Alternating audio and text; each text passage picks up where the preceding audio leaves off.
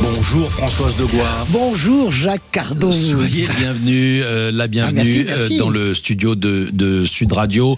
Drôle d'époque avec vous ce matin et un mini-séisme, il faut bien le dire, le ralliement de Laurent Wauquiez à Édouard Philippe. Oui, alors Jacques, ça n'est pas un ralliement franco-franco. Il trouve Édouard Philippe apte à redresser la France. Donc c'est pas franco-franco, mais ça y ressemble fortement.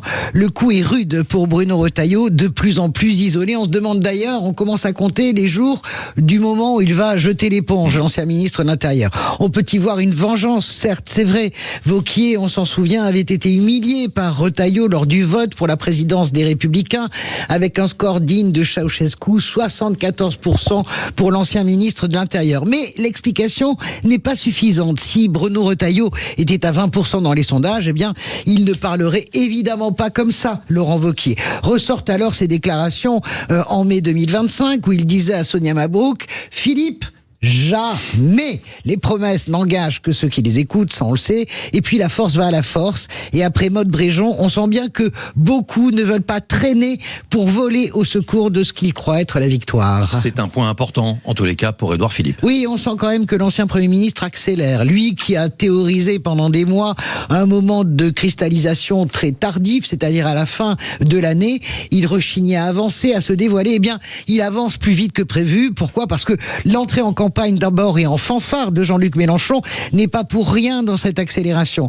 Car le leader de LFI pointe désormais systématiquement, sondage après sondage, à la place du troisième homme. Et ça, quand vous êtes le troisième homme à un an d'une présidentielle, eh bien, vous pouvez facilement devenir le deuxième homme. C'est ce que se dit Édouard Philippe. Mais il faut aussi décrocher Gabriel Attal qui s'accroche et se démultiplie. Dernier point, pourquoi fait-il ça ? Eh bien, parce qu'il faut planter son drapeau pour barrer l'entrée du chapiteau du grand cirque présidentiel aux deux candidats qu'Emmanuel Macron voudrait pousser à l'automne, Sébastien Lecornu et Jean Castex. Laurent Wauquiez tombe donc à point nommé pour Édouard Philippe. Et ce soutien concerne aussi la gauche. Oui, alors vous savez, ce sont des signaux faibles, mais c'est notre devoir de les décrypter en réalité. Sinon, c'est pas la peine d'enfoncer des portes ouvertes. Il y a deux pôles d'attraction qui commencent à émerger.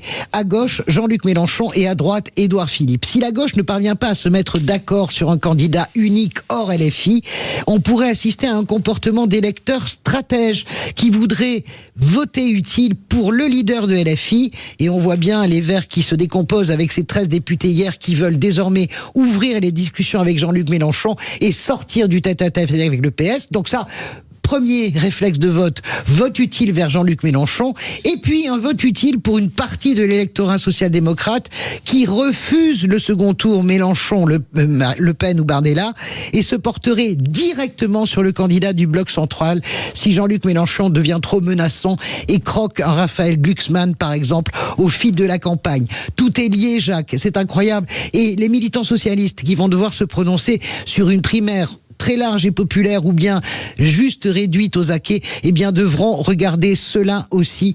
Attention à ces pôles d'attractivité qui émergent et avec l'idée que entre ces pôles d'attractivité, Jean-Luc Mélenchon, Édouard Philippe et Jordan Bardella, eh bien il risque de ne plus rien rester au milieu. Drôle d'époque avec Françoise Degois, chronique que vous retrouvez en podcast sur le site sudradio.fr et bien sûr sur la chaîne YouTube. Et de la gauche, il en sera également question avec vous, Jean-François Aquili. Bonjour. Bonjour Jacques Cardoz. Qui est votre invité ce matin ? Nous avons Karim Bouhamrane, candidat à l'élection présidentielle, le maire socialiste de Saint-Ouen. Quels seront les 2-3 grands thèmes ? Les 2-3 grands thèmes, la canicule, aussi l'autorité parentale, nous verrons ça avec lui, et évidemment 2027, va-t-il en passer par la primaire? On va voir ça tout à l'heure, 8h15. Rendez-vous avec vous, Jean-François Aquili. Vous retrouverez également de 9h à 10h, bien entendu, pour La Vérité en face. Il est 7h52 sur l'antenne de Sud Radio. Dans un instant, c'est le Maillot Réveil. Vous êtes bien sur Sud Radio. On a plaisir à vous accompagner. Très belle journée à tous.